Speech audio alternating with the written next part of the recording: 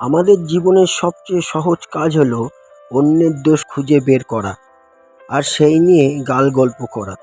তাই প্রভু যিশু বলেছেন, তোমার ভাইয়ের চোখে যে কাঠের গুঁড়ো রয়েছে কেবলমাত্র সেটিই দেখছো, অথচ তোমার নিজের চোখে যে কড়িকাঠ রয়েছে তার প্রতি মনোযোগ দিচ্ছ না কেন?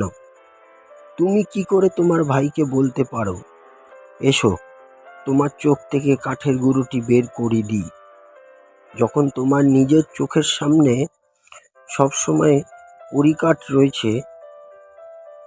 ওহে ভণ্ড, প্রথমে নিজের চোখ থেকে কড়িকাঠটি বের করো, তাহলে তোমার ভাইয়ের চোখ থেকে কাঠের গুঁড়োটি বের করার জন্যে স্পষ্ট দেখতে পারবে।